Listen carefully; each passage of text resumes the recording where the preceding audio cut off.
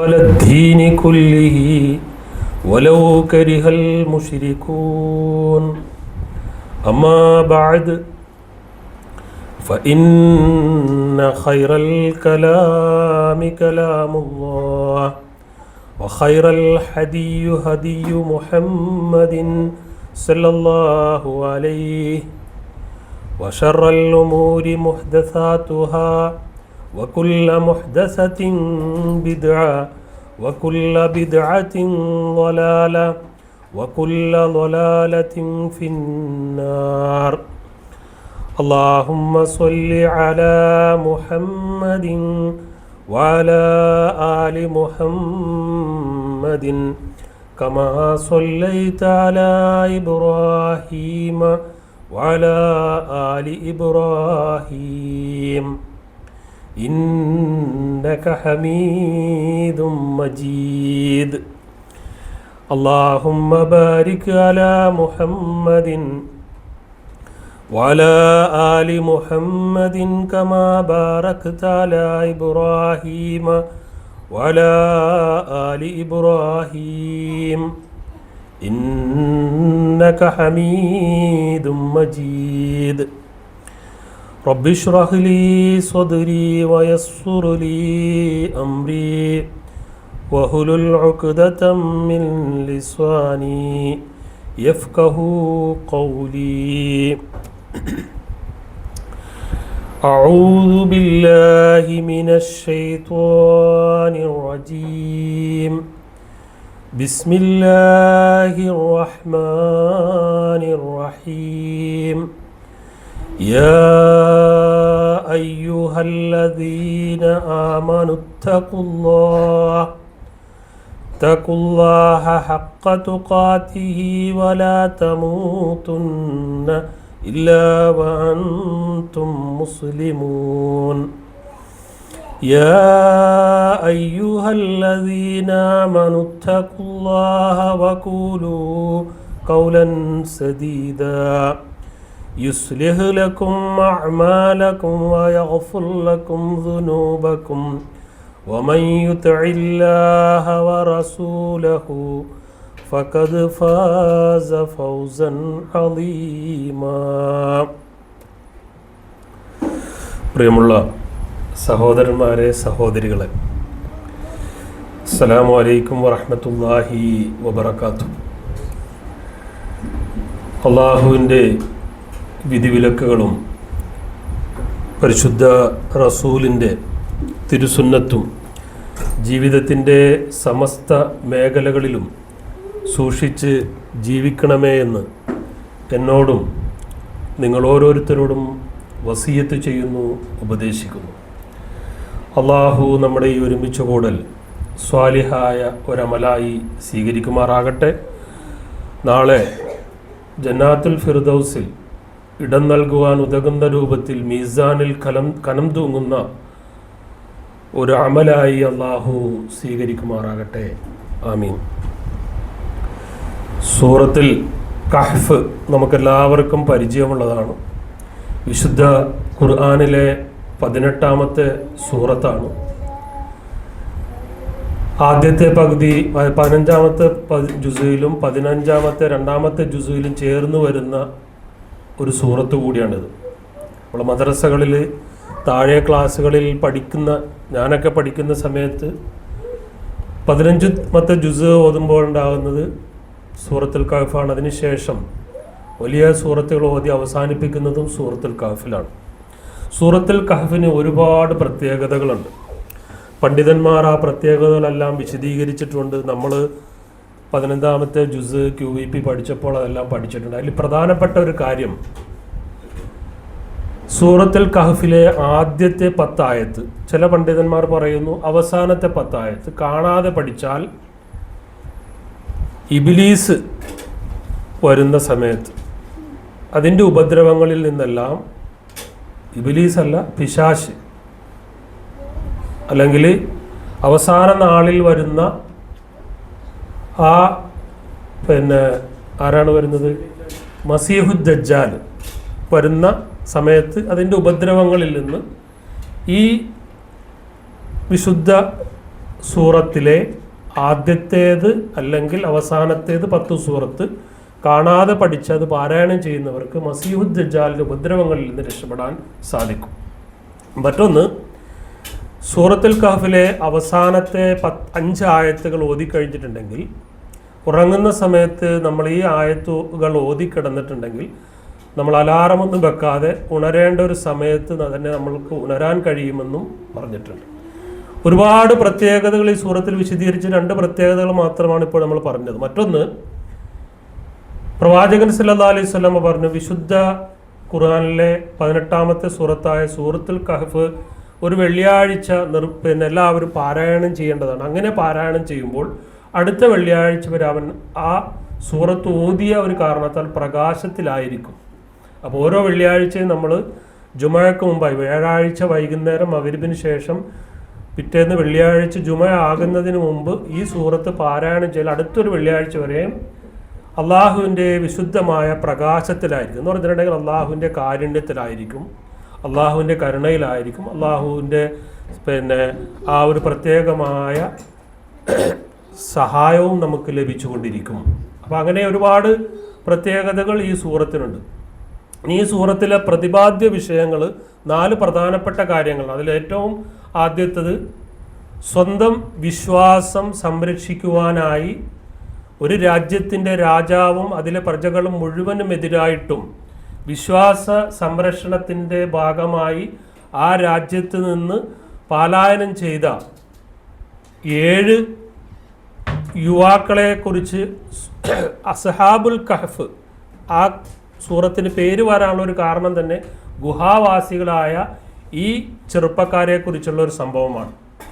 രണ്ടാമത്തെ വിഷയം, അതാണ് ഇന്ന് നമ്മൾ ചർച്ച ചെയ്യുന്നത്, ഒരു പണക്കാരനായ തോട്ടക്കാരനും അദ്ദേഹത്തിൻ്റെ പാവപ്പെട്ടവനായ സുഹൃത്തും. പണക്കാരനെ വിശ്വാസി അല്ലായിരുന്നു എന്ന് തന്നെയാണ് നമുക്ക് മനസ്സിലാകുന്നത്. പാവപ്പെട്ട മനുഷ്യൻ, അവർ കൂട്ടുകാരായിരുന്നു തമ്മിൽ. അവർ തമ്മിലുള്ള ആ ഒരു സംസാരവും അവർ തമ്മിലുണ്ടായ ഒരിതും ആണ് രണ്ടാമത്തെ പ്രതിപാദ്യ വിഷയം. മൂന്നാമത്തേത്, മൂസ അലൈഹിസ്സലാം അദ്ദേഹത്തിൻ്റെ ജനതയിലേക്ക് പ്രവാചകത്വത്തിൻ്റെ സന്ദേശങ്ങൾ കൈമാറിയിരുന്ന സമയത്ത് ഒരാൾ ചോദിച്ചു, ഇപ്പോൾ ഈ ലോകത്ത് ജീവിച്ചിരിക്കുന്നതിൽ ഏറ്റവും വലിയ അറിവുള്ള ആളാരാണെന്ന് ചോദിച്ചപ്പോൾ സ്വാഭാവികമായും മൂസാ നബി പറഞ്ഞു, ഞാൻ തന്നെയാണ് എന്നിങ്ങനെ പറഞ്ഞു. അപ്പോൾ അള്ളാഹു അത് തിരുത്തിയിട്ട് പറഞ്ഞു, ലോകത്ത് മൂസാ നബിയേക്കാളും അറിവുള്ള ആളുകൾ ജീവിച്ചിരിപ്പുണ്ട്, അങ്ങോട്ട് പോകാൻ പറഞ്ഞ ഒരു യാത്രയും അതുമായി ബന്ധപ്പെട്ട സംഭവങ്ങളൊക്കെ ഉണ്ട്. ഹിദർ നബിയെ കണ്ടുമുട്ടുന്നു, അങ്ങനെ അവർ തമ്മിൽ പോകുന്ന യാത്രയാണ് മൂന്നാമത്തെ സംഭവം. നാലാമതായിട്ട്, ഒരു രാജ്യത്ത് യജൂജ് മഅജൂജ് എന്ന് പറയുന്ന ആളുകൾ അക്രമം പറയുന്ന ഒരു നാട്ടിലെ ആളുകൾ പേടിച്ചിരിക്കുന്ന സമയത്ത് ദുൽഖർനൈൻ എന്ന് പറയുന്ന ഒരു ചക്രവർത്തി വരികയും അവിടെ വമ്പിച്ച ഒരു മതിൽ കെട്ടി ഇവരുടെ ഉപദ്രവത്തിൽ നിന്ന് തടയുകയും ചെയ്യുന്ന വലിയൊരു സംഭവവികാസങ്ങൾ. അങ്ങനെ ഈ 4 സംഭവങ്ങൾ വിശദീകരിക്കുന്ന ഒരു സൂറത്താണ് സൂറത്തുൽ കഹ്ഫ്. അപ്പോൾ നമ്മൾ ഇന്ന് പറയാൻ പോകുന്നത്, ഇതിൽ ആദ്യത്തെ സംഭവം നമ്മൾ ഒരു പ്രാവശ്യം ഇവിടെ ക്ലാസ് എടുത്തിരുന്നു. അസ്ഹാബുൽ കഹ്ഫിൻ്റെ അവരുടെ വീഡിയോ ഉൾപ്പെടെയുള്ള ക്ലാസ്സുകളൊക്കെ എടുത്തിരുന്നു, അത് നിങ്ങൾ ഓർക്കുന്നു എന്ന് ഞാൻ കരുതുന്നു. ഇനി രണ്ടാമത്തേത് ഒരു തോട്ടക്കാരൻ്റെ കഥയാണ്. ഈ തോട്ടത്തെക്കുറിച്ച് ഖുർആൻ വിശദീകരിക്കുന്നത് തന്നെ നമ്മുടെ മനസ്സിലേക്ക് ഒരു പിക്ചറൈസേഷൻ, അതിൻ്റെ രൂപം വരുന്നതെന്നുണ്ടെങ്കിൽ 2 വലിയ തോട്ടങ്ങൾ, ആ തോട്ടങ്ങളിൽ മുഴുവനും മുന്തിരിയുടെ തോട്ടമാണ്. ഇപ്പോൾ അന്നും ഇന്നും മുന്തിരി ഒരു വിലപിടിപ്പുള്ളൊരു ഫ്രൂട്ട്സാണ്. അതുമാത്രമല്ല, മുന്തിരിയിൽ നിന്ന് ഒരുപാട് ബൈ പ്രോഡക്ട്സുകൾ ലോകം മുഴുവൻ ഇപ്പോൾ ഉണ്ടാക്കിക്കൊണ്ടിരിക്കുന്നുണ്ട്. നമുക്കറിയാം എന്തൊക്കെയാണ് മുന്തിരിയിൽ നിന്ന് ഉണ്ടാക്കുന്നതെന്ന്. ഒന്ന്. രണ്ടാമത്തത്, ഈ ഇദ്ദേഹത്തിൻ്റെ തോട്ടത്തിൻ്റെ അതിരുകളിൽ ഒരുപാട് ഈത്തപ്പനകൾ അതിരിട്ട് നിൽക്കുന്ന, ഫലം കായ്ച്ച് നിൽക്കുന്ന ഈത്തപ്പനകളാൽ അതിരിട്ട് നിൽക്കുന്ന തോട്ടം. മാത്രമല്ല മറ്റു ഒരുപാട് വിളകൾ അതിലുണ്ട്. നെല്ലും ഗോതമ്പും ആ രാജ്യത്ത് വിളയുന്ന എല്ലാ ഫലവൃക്ഷങ്ങളും അതേപോലെ തന്നെ ഫ്രൂട്ട്സുകളും എല്ലാം കൂടി ചേർന്ന് കണ്ണിന് കുളിർമ നൽകുന്ന വമ്പിച്ച ഒരു പ്രദേശത്തിൻ്റെ ഉടമയായ ഒരു തോട്ടക്കാരൻ. ഇനി ഇതിലെല്ലാം ഉപരി ഈ 2 തോട്ടങ്ങൾക്കിടയിലൂടെ വമ്പിച്ച ഒരു പുഴ അല്ലെങ്കിൽ ഒരു നദി അല്ലെങ്കിൽ ഒരു അരുവി കൂടി ഇങ്ങനെ ഒഴുകിക്കൊണ്ടിരിക്കണം. അപ്പോൾ നമ്മളത് മനസ്സിലിങ്ങനെ സങ്കല്പിക്കണം. നദി ഒരു നടുവിലൂടെ ഒഴുകുന്ന ഒരു നദിയുടെ ഇരുകരങ്ങളിലുമായി വലിയ മുന്തിരിക്കുലകൾ ഇങ്ങനെ ചാഞ്ഞു കിടക്കുന്ന മുന്തിരിത്തോട്ടവും അതിരുകളിൽ വമ്പിച്ച ഈത്തപ്പന കുലകളോട് കൂടിയ ഈത്തപ്പന മരങ്ങളും അതിനിടയിൽ സകലവിധ പല വൃക്ഷാദികളുമുള്ള കണ്ണിന് കുളിർമ നൽകുന്ന മനസ്സിന് സന്തോഷം നൽകുന്ന വലിയൊരു തോട്ടത്തിൻ്റെ ഉടമസ്ഥൻ. ആ ഉടമസ്ഥൻ്റെ കഥ ഖുർആൻ പറയാനുള്ളൊരു കാരണം ഈ തോട്ടമെല്ലാം തൻ്റെ സ്വന്തം അധ്വാനം കൊണ്ട് ഉണ്ടായതാണ് എന്ന് അദ്ദേഹം ഇങ്ങനെ അഹങ്കരിച്ചിരുന്നു. അപ്പം അദ്ദേഹത്തിൻ്റെ ഒരു കൂട്ടുകാരൻ ഉണ്ടായിരുന്നു. ആ കൂട്ടുകാരൻ ഈ തോട്ടത്തിലേക്ക് വന്നപ്പോൾ ഇവർ തമ്മിലുണ്ടായ സംഭാഷണമാണ് ഇനി പറയാൻ പോകുന്നത്. സൂറത്തുൽ കഹ്ഫിലെ 32 മുതൽ 44 വരെയുള്ള ആയത്തുകളിൽ ഈ സംഭവം വിശദീകരിച്ചിട്ടുണ്ട്. ഇവരുടെ ഈ സംഭാഷണത്തിൽ ഒരുപക്ഷെ സമകാലീന സംഭവങ്ങളുമായി സാദൃശ്യമുള്ള വാക്കുകളും പ്രവർത്തികളും ബോഡി ലാംഗ്വേജുകളൊക്കെ വരാൻ സാധ്യതയുണ്ട്. ഇത് കേൾക്കുമ്പോൾ നിങ്ങൾക്ക് മനസ്സിലാകും എന്ത്, എൻ്റെ സ്വന്തം കഴിവിലാണ് ഞാൻ ഇത്രയും വലിയ ഒരു സ്ഥാനത്ത് എത്തിയത് എന്നും അതിൽ മറ്റാർക്കും പങ്കില്ല, ഞാൻ എന്നുള്ള ഒരു ചിന്താഗതി, ഒരു അഹംഭാവം വന്നു കഴിയുമ്പോൾ ചോദ്യങ്ങൾ ചോദിക്കുന്നവരോട് വീട്ടിൽ പോയി ചോദിച്ചാൽ മതി എന്ന് പറയുന്ന തരത്തിലേക്ക് മനുഷ്യൻ അധപ്പതിക്കുന്ന ഒരു കാലഘട്ടത്തിലാണ് നാം ജീവിച്ചു കൊണ്ടിരിക്കുന്നത്. ഇതേ സ്വഭാവമുള്ള ഒരു സംഭവമാണ് ഖുർആൻ വിശദീകരിക്കുന്നത്. ഇത് എന്തിനാണ് വിശദീകരിക്കുന്നതെന്ന് ചോദിച്ചാൽ, സത്യവിശ്വാസികൾ എപ്പോഴും നന്മയുടെ നിറകുടമായിരിക്കണം. അഹങ്കാരമോ അല്ലെങ്കിൽ അഹങ്കാരത്തിൽ ഉത്ഭൂതമായ ബോഡി ലാംഗ്വേജുകളോ ഒന്നും ഒരു സത്യവിശ്വാസിക്ക് ഉണ്ടാകാൻ പാടില്ല. വളരെ ചുരുക്കത്തിൽ പറഞ്ഞാൽ, ഞാൻ കരുതിയാണ് ഞാൻ ഭയങ്കര ഒരു സംഭവമാണ് എന്ന് ഞാൻ തന്നെ കരുതി കഴിഞ്ഞാൽ അതോടുകൂടി തീർന്നു. എൻ്റെ അഹംഭാവവും അഹങ്കാരവും അതോടുകൂടി തുടങ്ങുകയും ചെയ്തു. മറ്റുള്ളവരെക്കാളുമൊക്കെ ഞാൻ ഭയങ്കര ഒരു സംഭവമാണ്, ഞാൻ നല്ലവരാണ്, മറ്റുള്ളവരെക്കാളൊക്കെ ഞാൻ കുറച്ച് മെച്ചപ്പെട്ടവനാണ്, എനിക്ക് നല്ല സാമ്പത്തികമുണ്ട്, നല്ല വണ്ടികളുണ്ട്, നല്ല വീടുണ്ട്, എൻ്റെ മക്കളെല്ലാം നല്ല നിലയിലാണ്, എനിക്ക് സാമ്പത്തികമായും സാമൂഹികമായൊക്കെ ഞാൻ ഭയങ്കര നല്ല നിലയിലാണ്, ബാക്കിയുള്ള എല്ലാവരും എന്നെക്കാളുമൊക്കെ ആയിട്ടില്ല, ഞാനൊരു സംഭവമാണ് എന്ന നിലക്ക് ഞാൻ ചിന്തിച്ചു തുടങ്ങിയാൽ അതോടുകൂടി നമ്മുടെ അധപ്പതനവും തുടങ്ങി, അള്ളാഹുവിൻ്റെ ഇഷ്ടത്തിൽ നിന്ന് നമ്മൾ മാറി എന്നെല്ലാം പഠിപ്പിക്കുവാനാണ് ഈ 32 മുതൽ 44 വരെയുള്ള ആയത്തുകളിൽ കൂടെ നമ്മൾ പഠിക്കാൻ പോകുന്നത്. അപ്പോൾ സൂറത്തുൽ കഹ്ഫിൽ അവിശ്വാസിയും അഹങ്കാരിയുമായൊരു തോട്ടക്കാരനും വിശ്വാസിയും വിനയാന്വിതനുമായ മറ്റൊരാളും തമ്മിലുള്ള സംഭാഷണമാണ് ഇനി നമ്മൾ കേൾക്കാൻ പോകുന്നത്. ആ സംഭാഷണത്തിൽ തുടക്കത്തിൽ തന്നെ എന്താ പറയുന്നത്, വളിരിബു ലഹും മസലൻ റജുലൈനി ജഅൽനാ ലി അഹദിഹിമാ ജന്നതൈനി മിൻ അഅനാബിൻ വഹഫഫനാഹുമാ ബിനഖ്ലിൻ വജഅൽനാ ബൈനഹുമാ സർആ. നീ അവർക്ക് ഒരു ഉപമ വിവരിച്ചു കൊടുക്കുക. പ്രവാചകൻ സല്ലല്ലാഹു അലൈഹി വസല്ലമയോട് അള്ളാഹു പറയാണ്. കാരണം മക്കയിലുള്ള ആളുകൾക്കും ഇങ്ങനെയൊക്കെയുള്ള സ്വഭാവം ഉണ്ടായിരുന്നു. ഇനി പറയാൻ പോകുന്ന സ്വഭാവം നമ്മളിൽ തന്നെ ഉണ്ടോ, നമ്മുടെ ചുറ്റുള്ളവർക്കും ഉണ്ടോ എന്ന് ഇത് കേട്ട് കഴിയുമ്പോൾ നമുക്ക് തന്നെ സ്വയം വിലയിരുത്തുകയും ചെയ്യാം. അപ്പോൾ നബി സല്ലല്ലാഹു അലൈഹി വസല്ലമയോട് പറയുകയാണ്, അവരോടൊരു ഉപമ പറയും. എന്താണ്? 2 ആളുകൾ, 2 സുഹൃത്തുക്കൾ അല്ലെങ്കിൽ 2 പുരുഷന്മാർ, അവരിൽ ഒരാൾക്ക് നാം 2 മുന്തിരിത്തോട്ടങ്ങൾ നൽകി, അവയെ നാം ഈത്തപ്പന കൊണ്ട് വലയം ചെയ്തു. 2 മുന്തിരിത്തോട്ടങ്ങൾ, ആ മുന്തിരിത്തോട്ടങ്ങളെ ഈത്തപ്പന കൊണ്ട് വലയം ചെയ്തു. അവയ്ക്കിടയിൽ അല്ലെങ്കിൽ ആ തോട്ടത്തിനിടയിൽ ധാന്യ കൃഷിയിടവും നാം നൽകി. ഈ 2 തോട്ടങ്ങളും അവയുടെ ഫലങ്ങൾ നൽകി വന്നു. അതിൽ യാതൊരു ക്രമക്കേടും വരുത്തിയില്ല. എന്ന് പറഞ്ഞിട്ടുണ്ടെങ്കിൽ എല്ലാ പ്രാവശ്യവും ഇങ്ങനെ കൃഷിയിടത്തിൽ നിന്ന് ആ ഫ്രൂട്ട്സുകളും മറ്റുള്ള സംഭവങ്ങളൊക്കെ കൃത്യമായി കിട്ടിക്കൊണ്ടിരുന്നു. ഒരു വർഷം പോലും അത് മുടങ്ങിയില്ല. അപ്പം അങ്ങനെയുള്ള ആ ഒരു തോട്ടം. ഇനിയോ അവയ്ക്കിടയിലൂടെ ഒരു നദി ഒഴുക്കുകയും ചെയ്തു. നല്ല ഭംഗിയാണ് നമ്മുടെ മനസ്സിൽ കാണുമ്പോൾ. അപ്പുറവും ഇപ്പുറവും തോട്ടം, തോട്ടത്തിന് നടുവിലൂടെ ഒരു പുഴ ഒഴുകുന്നു. പുഴയ്ക്ക് ആ തോട്ടത്തിന് അതിരുകളിലൂടെ ഈത്തപ്പന മരങ്ങൾ, ഇങ്ങനെ കുലച്ചു നിൽക്കുന്ന ഈത്തപ്പന മരങ്ങൾ കാറ്റത്താടുന്നു. അങ്ങനെയുള്ള തോട്ടത്തിൻ്റെ ഒരു ഉടമസ്ഥൻ, അയാൾ അവിശ്വാസിയായിരുന്നു എന്നാണ് ഖുർആൻ പറഞ്ഞത്. കാരണം വകാന ലഹു സമറുൻ ഫഖാല ലിസ്വാഹിബിഹി വഹുവ യുഹാവിറുഹു അന അക്സറു മിൻക മാലൻ വഅഅസ്സു നഫറാ. അയാൾ അന്നേരം പറഞ്ഞൊരു കാര്യമാണ് നമ്മൾ ശ്രദ്ധിക്കേണ്ടത്. നമുക്കൊക്കെ ഒരു പക്ഷേ നമ്മളെക്കാളും ചിലപ്പോൾ സാമ്പത്തികമായിട്ടോ അല്ലെങ്കിൽ സൗന്ദര്യപരമായിട്ടോ വിദ്യാഭ്യാസപരമായിട്ടോ ആരോഗ്യപരമായിട്ടോ കുറവുകളുള്ളവരെ കാണുമ്പോൾ അവരെക്കാളുമൊക്കെ ഞാൻ കുറച്ച് മെച്ചമാണ് എന്ന് മനസ്സിൽ തോന്നിക്കഴിഞ്ഞാൽ, അല്ലെങ്കിൽ അങ്ങനെ പറഞ്ഞാൽ, ചില ആളുകൾ സംസാരിക്കുക പറയും എനിക്കൊന്നും നോക്കേണ്ട കാര്യമില്ല, എനിക്ക് നല്ല സ്വത്തുണ്ട്, എനിക്ക് എൻ്റെ മക്കളൊക്കെ നല്ല ഉന്നത നിലവാരത്തിലാണ്, എനിക്ക് കാറുണ്ട്, പിന്നെ ബംഗ്ലാവുണ്ട്, തോട്ടമുണ്ട് എന്നൊക്കെ സംസാരത്തിൽ ആളുകളുമായി സംസാരിക്കുമ്പോൾ ഒരു അഹംഭാവത്തിൻ്റെ രൂപത്തിൽ പറഞ്ഞു കഴിഞ്ഞാൽ ഇയാൾ പറയുന്നത് പോലെയാണെന്നാണ് പറഞ്ഞത്. എന്താ പറഞ്ഞത്? വകാന ലഹു സമറുൻ, അവന് പല വരുമാന മാർഗം ഉണ്ടായിരുന്നു. ഫഖാല ലി സ്വാഹിബിഹി, അയാൾ തൻ്റെ കൂട്ടുകാരനോട് പറഞ്ഞു എന്തെന്ന്? വഹുവ യുഹാവിറുഹു, സംസാരിച്ചു കൊണ്ടിരിക്കുന്ന സന്ദർഭത്തിലാണ് പറഞ്ഞത് എന്തെന്ന്? അന അക്സറു മിൻക മാലൻ, ഞാൻ നിന്നെക്കാളും പണക്കാരനാണ്, എനിക്ക് തോട്ടവും സമ്പത്തും ഒക്കെ ഉണ്ട്, ഞാൻ നിന്നെക്കാളും പണക്കാരനാണ്, നീ ആര്? എൻ്റെ മുമ്പിൽ നിൽക്കാൻ പോലെ യോഗ്യതയില്ലാത്ത ഒരു കൂട്ടുകാരന മാത്രമായിട്ടാണ് ഞാൻ നിന്നെ പരിഗണിക്കുന്നത്. അന അക്സറു മിൻക മാലൻ, ഞാൻ നിന്നെക്കാളും പണക്കാരനാണ്.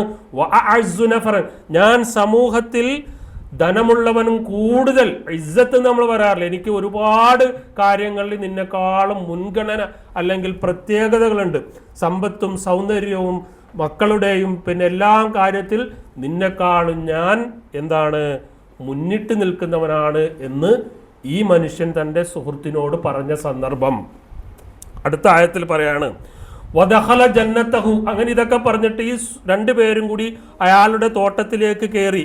വഹുവ ളാലിമുൻ ലിനഫ്സിഹി, ഈ അഹങ്കാരമായി, അതായത് എൻ്റേതാണ് ഈ തോട്ടവും, എൻ്റേതാണ് എൻ്റെ മക്കളുടെ ആനയും ഈ തോട്ടത്തിലുള്ള സകലതും ഇതുമായി ബന്ധപ്പെട്ടതെല്ലാം എൻ്റേതാണെന്നുള്ള രൂപത്തിൽ അയാൾ ഇങ്ങനെ തല ഉയർത്തി നെഞ്ചു വിരിച്ച് തൻ്റെ കൂട്ടുകാരന് ഇതൊന്നുമില്ലാത്തൊരു പാവപ്പെട്ട മനുഷ്യൻ്റെ മുമ്പിൽ നെഞ്ചു വിരിച്ച് വളരെയധികം അന്യായമായ രൂപത്തിൽ നടന്നു.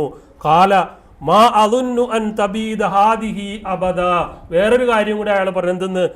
ഈ തോട്ടത്തിൽ ഇങ്ങനെ പ്രവേശിച്ച് ഇതൊന്നും ഒരിക്കലും നശിച്ചു പോകുന്നില്ല, ഇതൊക്കെ കാലാകാലം എൻ്റെ കൂടെ ഉണ്ടാകും. ഈ തോട്ടമാവട്ടെ ഈ അരുവിയാകട്ടെ ഞാൻ അനുഭവിച്ചു കൊണ്ടിരിക്കുന്ന സമ്പൽ സമൃദ്ധിയും ഐശ്വര്യവും ഒന്നും ഒരിക്കലും അള്ളാഹു എൻ്റെ അടുത്ത് നിന്ന് മാറ്റിക്കളയുകയില്ല എന്ന് പറഞ്ഞുകൊണ്ട് ഈ കൂട്ടുകാരുടെ അടുത്ത് ഇങ്ങനെ അയാൾ പൊങ്ങച്ചം കാണിച്ചു, അഹംഭാവം ഭാവിച്ചു. അങ്ങനെയുള്ള ആരെങ്കിലും നമ്മളെ കൂടെ ഉണ്ടെങ്കിൽ അവരോട് നമ്മൾ പറയുക തക്കില്ല, നിങ്ങൾ അള്ളാഹുവിനെ സൂക്ഷിക്കണം. കാരണം പ്രവാചകൻ സല്ലല്ലാഹു അലൈഹി വസല്ലം പറഞ്ഞു, ഒരാളുടെ മുമ്പിൽ നമ്മൾ അഹങ്കാരം കാണിക്കരുത്. യതീമായ കുട്ടിയുടെ മുമ്പിൽ വെച്ച് സ്വന്തം മക്കളെ താലോലിക്കുകയോ ചുംബിക്കുകയോ ചെയ്യരുത് പറഞ്ഞു. കാരണം ആ കുട്ടിക്ക് അത് മാനസികമായ ഒരു വിഷമമുണ്ടാകും. എൻ്റെ വാപ്പ ഇല്ലല്ലോ, എൻ്റെ വാപ്പ ഇല്ലാത്തതുകൊണ്ടല്ലേ എന്നെ പിന്നെ ചുംബിക്കുവാനോ അല്ലെങ്കിൽ എൻ്റെ കൈ പിടിക്കുവാനോ ഇല്ല എന്നുള്ളൊരു ബോധം ആ ചെറു മനസ്സിലുണ്ടാകും. മക്കളില്ലാത്തവരുടെ മുമ്പിൽ വെച്ച് മക്കളുടെ ഭയങ്കര സംഭവങ്ങൾ, എൻ്റെ മക്കൾ അങ്ങനെയാണ് ഇങ്ങനെയാണ് എന്നൊന്നും പറയരുത്. കാരണം അവർക്കൊരു വിഷമുണ്ടാക്കും. കറുത്ത ഒരാളുടെ മുമ്പിൽ വെച്ച് വെളുത്ത ആൾക്കാരെ എനിക്ക് ഭയങ്കര സംഭവമാണ്, ഞാൻ അങ്ങനെയാണ് ഇങ്ങനെയാണെന്ന് പറയരുത്. മുടിയില്ലാത്ത ആളുടെ മുമ്പിൽ എന്നിട്ട് മുടിയുള്ള ആളുകൾ എപ്പോഴും മുടി ഇങ്ങനെ കാണിച്ച് മാനസികമായ ഒരു ഫ്രസ്ട്രേഷനും വിഷമുണ്ട്. അങ്ങനെ ഏതെല്ലാം കാര്യങ്ങളിൽ അള്ളാഹു നമ്മൾക്ക് അനുഗ്രഹം നൽകിയിട്ടുണ്ടോ ആ കാര്യങ്ങളൊന്നും ഇല്ലാത്ത ആളുകളുടെ മുമ്പിൽ ഇതെല്ലാം എനിക്ക് ഭയങ്കരമായ കാര്യങ്ങളാണ്, ഞാനിതിൽ ഭയങ്കര സംഭവമാണ്, അല്ലെങ്കിൽ നീ ഒന്നും എൻ്റെ മുമ്പിൽ ഒന്നുമല്ല എന്ന രൂപത്തിൽ പറയുകയോ പ്രവർത്തിക്കുകയോ ചെയ്യരുത് എന്നാണ് വിശുദ്ധ ഖുർആൻ സത്യവിശ്വാസികളെ പഠിപ്പിക്കുന്നത്. ആ സംഭവം വിശദീകരിച്ചുകൊണ്ട് പറയുകയാണ്, ഈ ലഭിക്കപ്പെട്ട അനുഗ്രഹങ്ങൾ ഒന്നും ഒരു കാലത്തും പോവുകയില്ല എന്ന് കൂടി പറഞ്ഞിട്ടുണ്ട്. നമുക്കറിയാം, നമ്മൾ പല പരീക്ഷണ ഘട്ടങ്ങളിലും കടന്നു വന്നവരാണ്. നിസ്സാരമായ കണ്ണുകൊണ്ട് കാണാൻ പറ്റാത്ത കോവിഡിൻ്റെ ആ ഒരു അണു വന്നപ്പോൾ ലോകം മുഴുവൻ നിശ്ചലമായി പോയി. ലോകത്തിലെ എല്ലാ ആളുകളും കോവിഡിനെ പേടിച്ചു. എന്നാൽ കോവിഡ് പേടിച്ചത് സോപ്പിനെയാണ്. സോപ്പ് കൊണ്ട് കൈ കഴുകിയാൽ ഒഴിഞ്ഞു പോകുന്ന കോവിഡിനെ ഏത് സമയത്തും കടന്നു വരുന്ന മരണമായിട്ടാണ് മനുഷ്യർ കണ്ടത്. ലോകത്തിൻ്റെ ചലനം തന്നെ നിന്നുപോയി. എല്ലാവരും വീട്ടിൽ ലോക്ക്ഡൗൺ ആയിട്ട് ഇരുന്നു പോയി. നിസാരമായ കണ്ണുകൊണ്ട് കാണാൻ പറ്റാത്ത കേവലം ഒരു നിസാരമായ ഒരു വൈറസിൻ്റെ മുമ്പിൽ പേടിച്ച് വിറച്ചു പോയവരാണ്. പിന്നീട് അതൊക്കെ മാറുമ്പോൾ എനിക്കെൻ്റെ വണ്ടി, എനിക്കെൻ്റെ വീട്, എനിക്കെൻ്റെ ബംഗ്ലാവ്, എനിക്കെൻ്റെ മക്കൾ, എൻ്റെ സമ്പത്ത്, എൻ്റെ സൗന്ദര്യം എന്നൊക്കെ പറഞ്ഞ് അഹങ്കരിക്കുകയാണെങ്കിൽ ഒരു നിമിഷം മതി.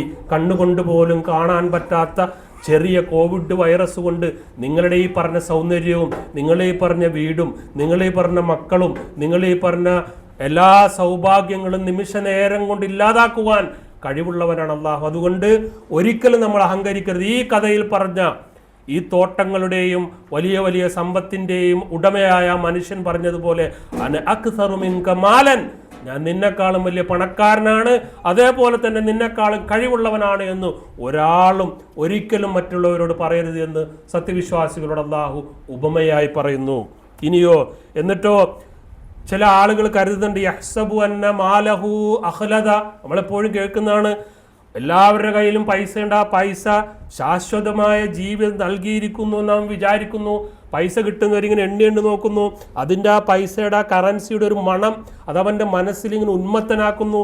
എണ്ണുന്നു, വെക്കുന്നു, വീണ്ടും എണ്ണുന്നു.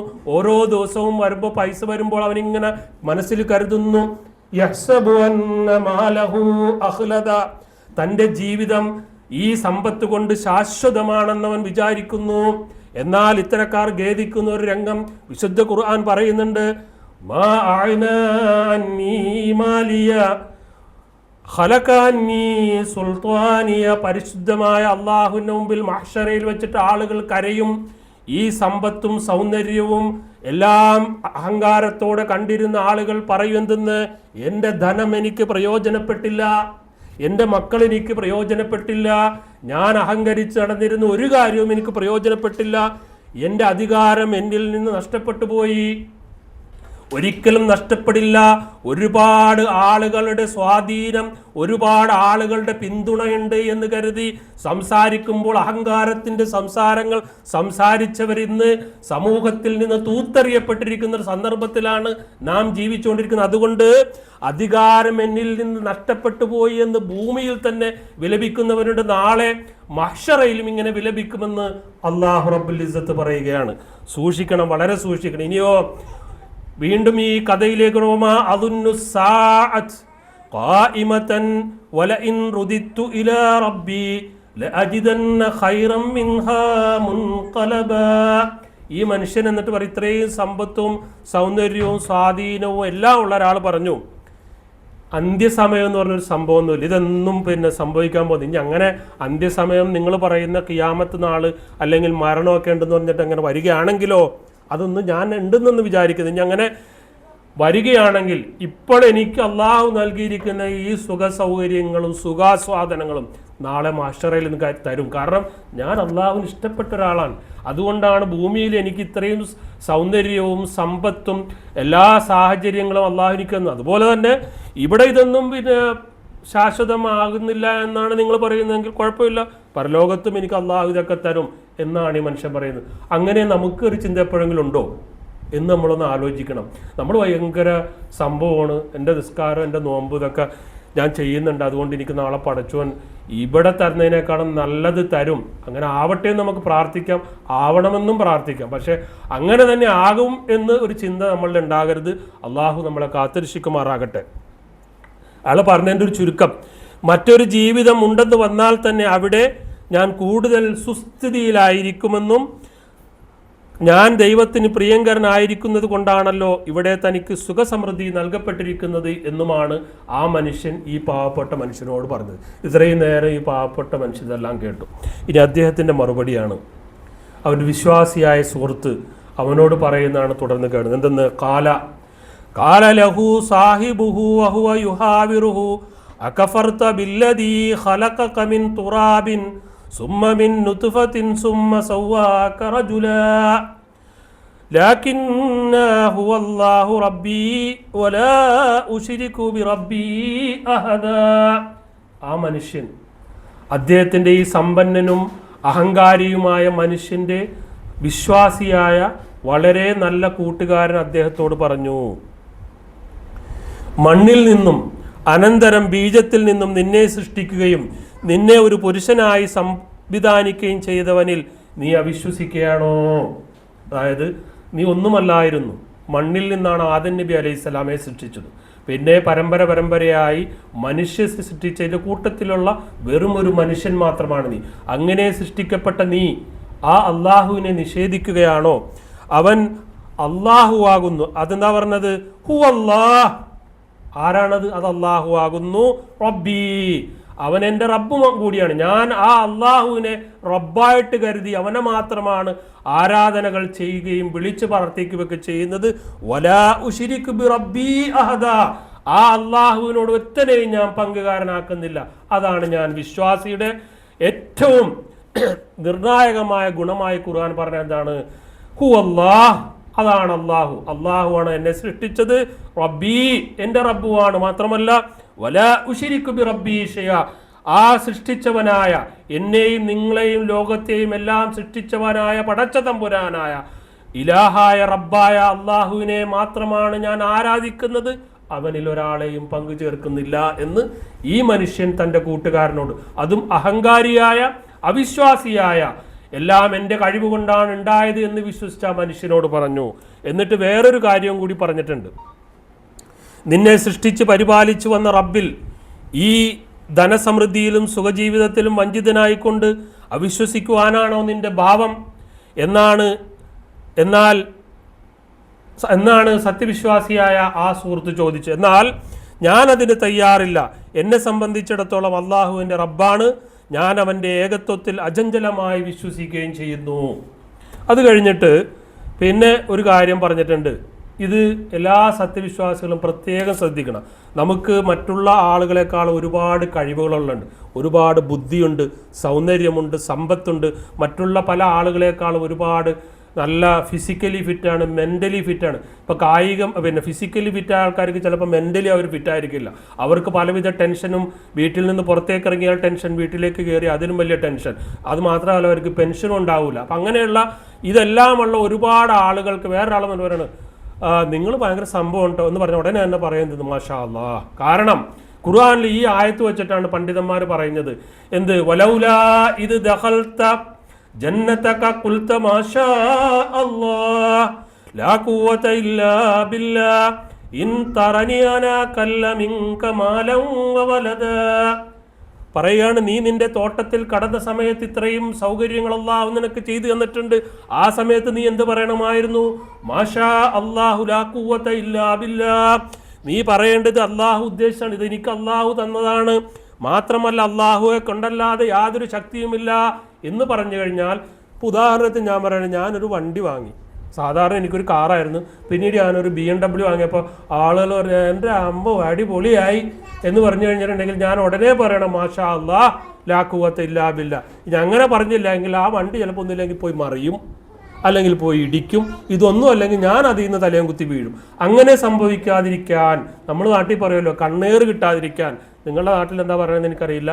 ഇത്തരം ദുശ്ചിന്തകളൊന്നും വരാതിരിക്കാൻ ആരെങ്കിലും നമ്മളോട് പറയണം ഒരു സംഭവമാണ്, അല്ലെങ്കിൽ ഇതിൻ്റെ വണ്ടി ഭയങ്കരമാണ്, വീട് ഭയങ്കരമാണ്, മക്കൾ എന്ത് കാര്യവും അള്ളാഹു നമുക്ക് നൽകിയ അനുഗ്രഹങ്ങളെക്കുറിച്ച് മറ്റൊരാൾ സൂചിപ്പിക്കുമ്പോൾ ഉടനെ പറയണതെന്ന് മാഷാ അല്ലാഹു ലാ ഖുവത ഇല്ലാ ബില്ലാഹ്.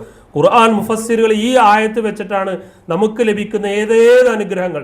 ചെറിയ ഒരു ചെരുപ്പ് പുതിയത് മേടിച്ചിട്ട് ഒരാൾ ഒരു അടിപൊളി ചെരുപ്പാണല്ലോ, ഷൂ ആണല്ലോ എന്ന് പറഞ്ഞാൽ ആ ഷൂവും തട്ടി വീഴാതിരിക്കാൻ വേണ്ടി ഉടനെ നമ്മൾ പറയണം മാഷാ അല്ലാഹ് ലാ ഖുവത ഇല്ലാ ബില്ലാഹ്. നിങ്ങൾ പറയില്ലേ, നല്ലൊരു ഡ്രസ്സ് വാങ്ങി, പെരുന്നാൾ വരുന്നു, നല്ലൊരു ഡ്രസ്സ് വാങ്ങി, നല്ല ആർക്കും ഇല്ലാത്ത നല്ലൊരു ബ്രാൻഡ്, നല്ലൊരു കളറ്, കാണുമ്പോൾ നല്ല ഭംഗി, അപ്പോൾ പറ അടിപൊളി എന്ന് പറയുമ്പോൾ നമ്മൾ എന്ത് പറയണം? മാഷാ അല്ലാഹ് ലാ ഖുവത ഇല്ലാ ബില്ലാഹ്. അല്ലെങ്കിൽ ആ ഉടുപ്പിട്ടിട്ട് പോകുമ്പോഴായിരിക്കും നമ്മൾ എവിടെയെങ്കിലും മറിഞ്ഞു വീഴുന്നത്. അതിനാണ് കണ്ണേറ് എന്ന് പറയുന്നത്. കണ്ണേറിനെ കുറിച്ച് ചുരുക്കത്തിൽ ഒരു കാര്യം പറയാം. പണ്ഡിതന്മാർ പറയുന്നു, നടന്നു പോകുന്ന ഒട്ടകം ചട്ടിയിലാകുന്ന പറയുന്നു. എന്ന് പറഞ്ഞിട്ടുണ്ടെങ്കിൽ ഒട്ടകത്തിന് അറുത്ത് ചട്ടിയിലാകും. പിന്നെയോ നടന്നു പോകുന്ന മനുഷ്യൻ മരിച്ച് കബറിലേക്ക് എത്തും. നടന്നു പോകുന്നവൻ കബറിലേക്കും ഒട്ടകം ചട്ടിയിലേക്കുമാകുന്നതാണ് കണ്ണേറ്. അതുകൊണ്ട് ആരെങ്കിലും നിങ്ങളെക്കുറിച്ച്, നിങ്ങളുടെ സൗന്ദര്യത്തെക്കുറിച്ചോ, നിങ്ങളുടെ വിദ്യാഭ്യാസത്തെക്കുറിച്ചോ, നിങ്ങളുടെ മക്കളുടെ ഉയർച്ചയെക്കുറിച്ചോ, നിങ്ങൾക്ക് എന്തെന്ത് അനുഗ്രഹങ്ങൾ അള്ളാഹുവിൻ്റെ ഭാഗത്തു നിന്ന് ഉണ്ട് എന്ന് വേറൊരാൾ വന്നിട്ട് ഹോ ഹാ അമ്പോ എന്ന രൂപത്തിൽ പറയുകയാണ്, ഉടനെ പറഞ്ഞേക്കണം എന്തെന്ന്? മാഷാ അല്ലാഹ് ലാ ഖുവത ഇല്ലാ ബില്ലാഹ്. അള്ളാഹുവിൻ്റെ അനുഗ്രഹമാണ്, അള്ളാഹുവിനാണ് ഇതിനൊക്കെ കഴിവുള്ളത്, അവൻ എനിക്ക് തന്നു. വിനയാന്വിതനാകുക, ഈ പ്രാർത്ഥന മറക്കാതിരിക്കുകയും ചെയ്യും. ഇനി നീ ഇപ്പൊ എന്നോട് പറഞ്ഞില്ലേ ഞാൻ നിന്നെക്കാളും ധനം കുറഞ്ഞവനാണ്, സന്താനങ്ങളൊക്കെ കുറഞ്ഞവനാണ്, അല്ലെങ്കിൽ വല്ല കഴിവും ശക്തിയൊന്നും ഇല്ലാത്ത സാധാരണ മക്കളൊക്കെയാണ് എനിക്കെന്ന് പറഞ്ഞില്ലേ? അങ്ങനെ നീ കാണുന്നുവെങ്കിൽ എന്താണ് അതിൻ്റെ ഉത്തരം? ഇതിനെക്കുറിച്ച് പിന്നെ മുഫസ്സിറുകൾ പറഞ്ഞത്, ഇദാ അഅ്ജബതക ഹീന ദഖൽതഹാ വനദർത ഇലൈഹാ ഹമദല്ലാഹ് അലാ മാ അൻഅമ ബിഹി അലൈക വഅഅതാക മിനൽ മാലി വൽ വലദി മാ ലം യുഅ്തിഹി ഗൈറക വഖുൽത മാ ഷാ അല്ലാഹ് ലാ ഖുവത ഇല്ലാ ബില്ലാഹ് വലിഹാദാ ഖാല ബഅദു സലഫ്. പണ്ഡിതന്മാർ പറഞ്ഞതിൽ ചുരുക്കമാണ് ഞാൻ നേരത്തെ പറഞ്ഞത്. നമുക്ക് മാല്, സമ്പത്ത്, പിന്നെയോ വലത്, മക്കള്, നല്ല ഉന്നത നിലയിൽ മക്കൾ ഡോക്ടർമാരാകുന്നു, എഞ്ചിനീയർമാരാകുന്നു, സ്കൂളിൽ ടോപ്പാകുന്നു, രാജ്യത്ത് ടോപ്പാകുന്നു, അങ്ങനെ പലവിധ ട്രോഫിയൊക്കെ മേടിച്ചിട്ട് വരുമ്പോൾ ആൾക്കാർ പറയും ഭയങ്കര എൻ്റെ അമ്മോ ഇന്ന ആളുടെ മകൻ ഭയങ്കര ഡോക്ടറായി എന്നൊക്കെ പറയാം. ഉടനെ പറഞ്ഞേക്കണം എന്തെന്ന് മാഷാ അല്ലാഹ് ലാ ഖുവത ഇല്ല.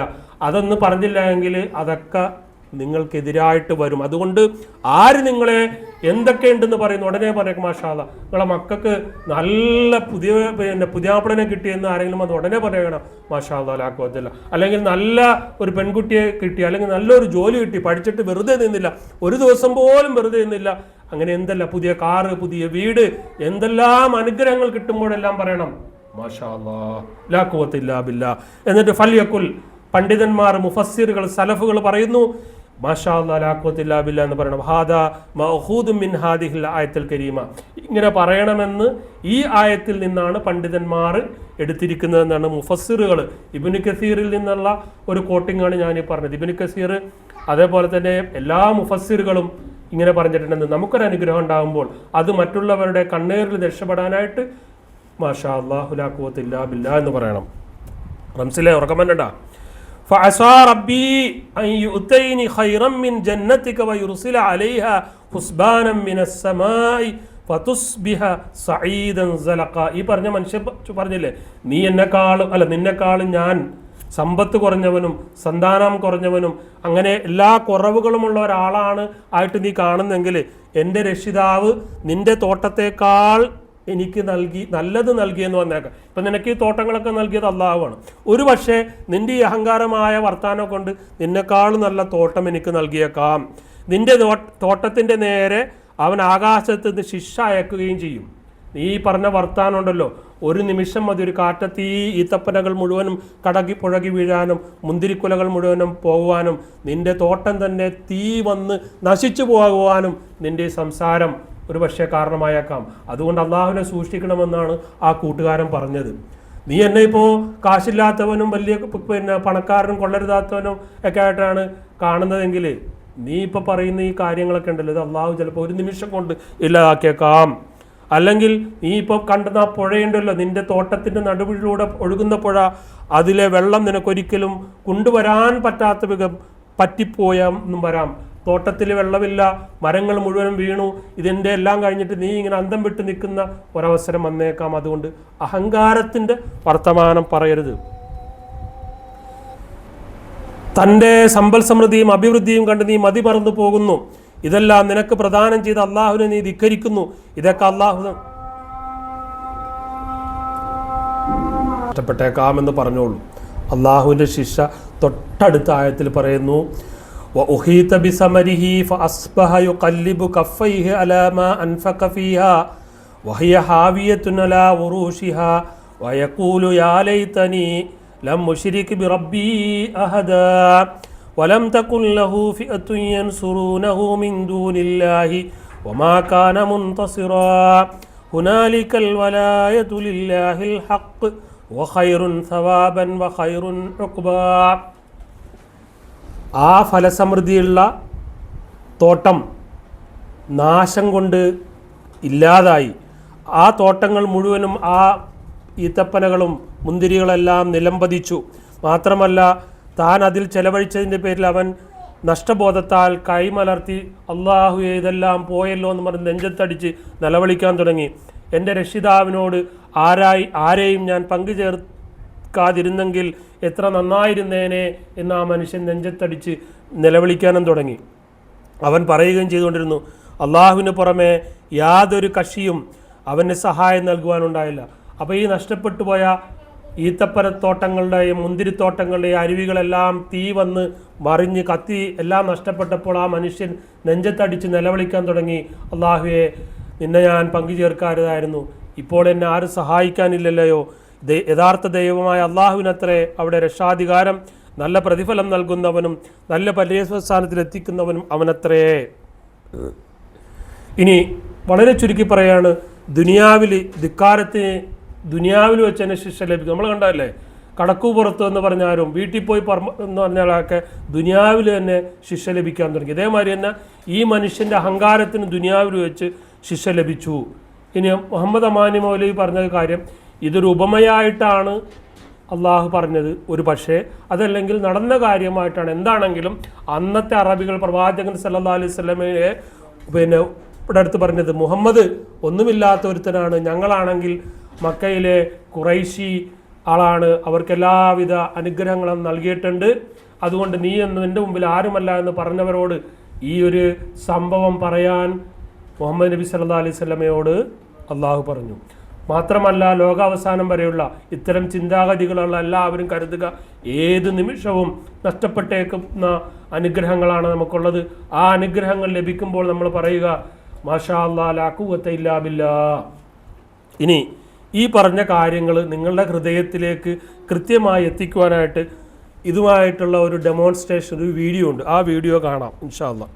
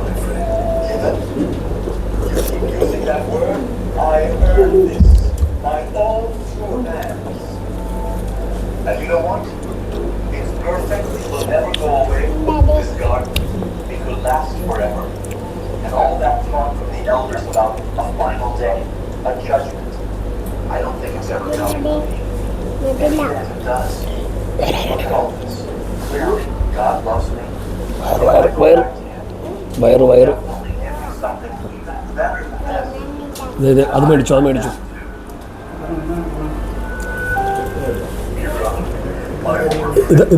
ഇതാണല്ലോ പറഞ്ഞ. ഞാൻ വിചാരിച്ച അപ്പം എന്ന് പറഞ്ഞു. വേറെണ്ട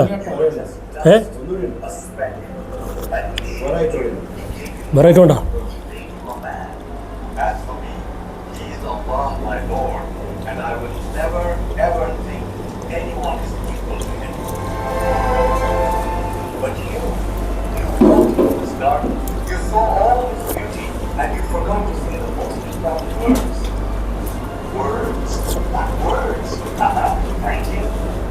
I thank my gardeners. No, when you saw this, you should have stopped. And you should have said, MashaAllah, this is what Allah has built. And then, La quwwata illa billah. It means I have no power at all. This strength, this garden, all of it, it comes from Allah. You see me with nothing, Shura, but maybe my Lord will one day give me a garden. And then He will send a storm to smite your public garden and make all this beautiful water just disappear. A storm? Tissue. Oh, I made you worry too much. Now come, let's eat.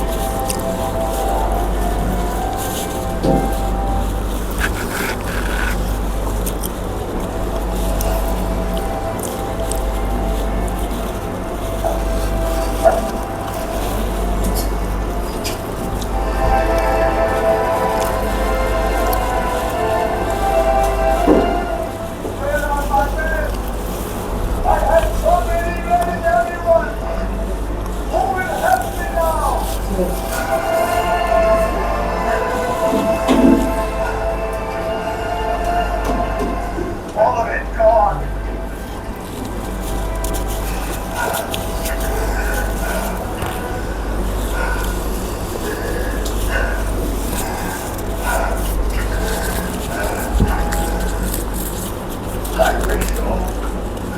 I wish I had never forgotten my Lord. I wish I had said, MashaAllah. I was nothing, I have no power, there is no power but Allah.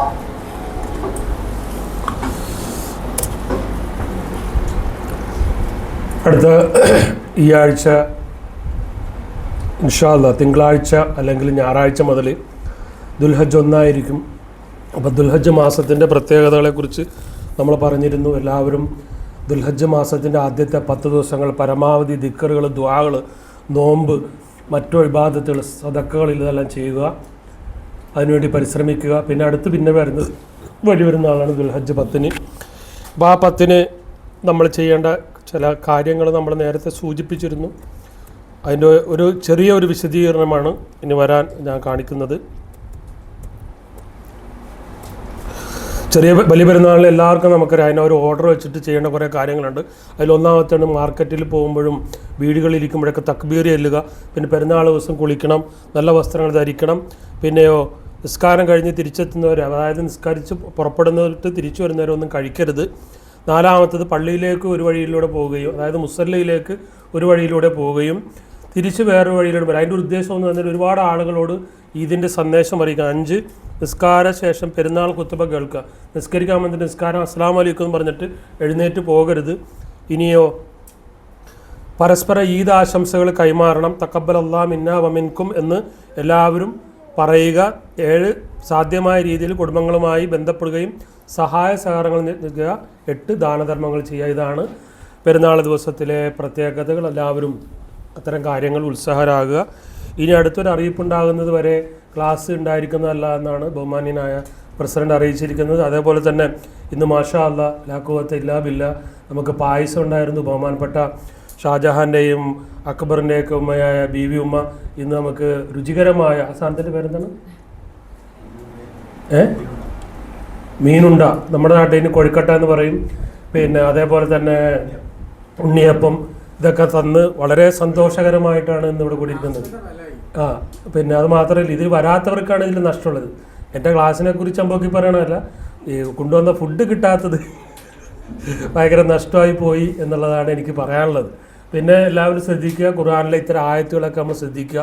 പിന്നെ അതേപോലെ നമുക്ക് കിട്ടുന്ന ഓരോ അനുഗ്രഹങ്ങൾ, നമ്മുടെ മക്കൾ അല്ലെങ്കിൽ നമുക്കൊക്കെ അനുഗ്രഹങ്ങൾ ഉണ്ടാകുമ്പോൾ പറയാൻ മടിക്കരുത് മാഷാ അല്ലാഹ്. പ്രത്യേകിച്ച് വേറൊരാളെന്നിട്ട് പറയുമ്പോൾ അടിപൊളി എന്ന് പറയുമ്പോൾ തന്നെ പറഞ്ഞേക്കണം മാഷാ അല്ലാഹ്. അയാൾ നാക്ക് തീർക്കുന്നതിന് മുമ്പ് പറഞ്ഞേക്കണം മാഷാ അല്ലാഹ് ലാ ഖുവത ഇല്ലാ ബില്ലാഹ്. അതാണ് ഈ ക്ലാസ് കൊണ്ട് ഇന്ന് ഞാൻ ഉദ്ദേശിച്ചത്.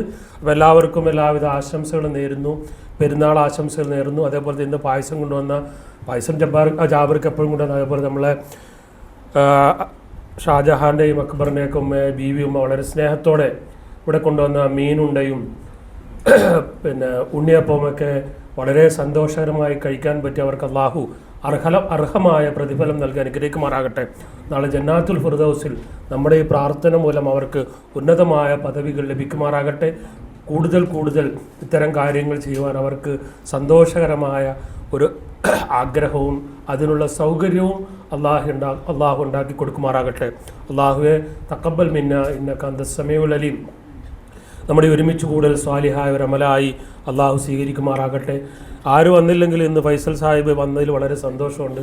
കുറച്ച് ക്ലാസ്സായിട്ട് ഫൈസൽ സാഹിബ് പിന്നെ അവിടെ ആയിരുന്നു. അപ്പോൾ ഇന്ന് എല്ലാവരുടെയും പോരായ്മകൾ നിർത്തി ഫൈസൽ സാഹിബും ഫാമിലി എത്തിയിട്ടുണ്ട്. മാഷാ അല്ലാഹ്. എല്ലാവർക്കും നന്ദി പറയുന്നു. അള്ളാഹു അനുഗ്രഹിക്കട്ടെ. നമ്മുടെ ഒരുമിച്ച് കൂടൽ അള്ളാഹു സാലിഹായ ഒരു അമലായി സ്വീകരിക്കുമാറാകട്ടെ. മരണപ്പെട്ടു പോയ നമ്മുടെ ഉപ്പമാർ, ഉമ്മമാർ, സഹോദരങ്ങൾ, ഉറ്റവർ, നമ്മളെ സ്നേഹിച്ചിരുന്നവർ, സഹായിച്ചിരുന്നവർ എല്ലാവർക്കും അള്ളാഹു ബർസഖിയായ ജീവിതം നന്നാക്കി കൊടുക്കുമാറാകട്ടെ. അവരെയും നമ്മളെയും അള്ളാഹു ജന്നാത്തുൽ ഫിർദൗസിൽ ഒരുമിച്ച് കൂട്ടുമാറാകട്ടെ. പരീക്ഷ എഴുതിയ ഒരുപാട് മക്കളുടെ റിസൾട്ടുകൾ വന്നു. എല്ലാവർക്കും നല്ല റിസൾട്ട് ഉണ്ടാവട്ടെ. ഇനി എഴുതുന്ന പരീക്ഷകളിൽ ജീവിതത്തിൽ വിജയങ്ങൾ ഉണ്ടാവട്ടെ എന്ന് പ്രാർത്ഥിക്കുന്നു. അതേപോലെ തന്നെ ഹജ്ജിന് പോയിട്ടുള്ള നമ്മുടെ കുടുംബത്തിലുള്ളവർ, ഇഷ്ടപ്പെട്ടവർ, സ്നേഹിതർ, ലോകത്തിൻ്റെ എല്ലാ ഭാഗത്തു നിന്നും മക്കയിൽ പരിസരത്തും എത്തിച്ചേർന്നിട്ടുള്ള ഹാജിമാരുടെ ഹജ്ജ് ഏറ്റവും നല്ല രൂപത്തിലായി അവർക്ക് സന്തോഷത്തോടെ തിരിച്ചു പോകുവാനും മക്ബൂലും മബ്രൂറുമായ ഹജ്ജായ അള്ളാഹു സ്വീകരിക്കുവാനും ഇടവരുത്തുമാറാകട്ടെ. നമ്മുടെ കൂടെ ഒരുപാട് പ്രയാസങ്ങൾ അനുഭവിക്കുന്ന, സാമ്പത്തികമായും ശാരീരികമായും മാനസികമായും എല്ലാം പ്രയാസങ്ങൾ അനുഭവിക്കുന്ന പ്രയാസങ്ങൾ അള്ളാഹു നീക്കി കൊടുക്കുമാറാകട്ടെ. വിശുദ്ധ ദുൽഹജ്ജ് മാസത്തെ അങ്ങേറ്റം സന്തോഷത്തോടുകൂടി സ്വീകരിക്കുവാൻ അള്ളാഹു നമുക്ക് ആഫിയത്തും ദീർഘായുസ്സും നൽകി അനുഗ്രഹിക്കുമാറാകട്ടെ. വാഖിർ ദഅവാനാ അൽഹംദുലില്ലാഹി റബ്ബിൽ ആലമീൻ വസല്ലല്ലാഹു അലാ ഖൈരി ഖൽഖിഹി മുഹമ്മദിൻ സല്ലല്ലാഹു അലൈഹി വസല്ലം. സുബ്ഹാന റബ്ബിക റബ്ബിൽ ഇസ്സത്തി അമ്മാ യസിഫൂൻ വസ്സലാമു അലൽ മുർസലീൻ വൽഹംദുലില്ലാഹി റബ്ബിൽ ആലമീൻ. ഉദ്ഹിയ്യത്തിൻ്റെ കാര്യം ഒരിക്കൽ കൂടി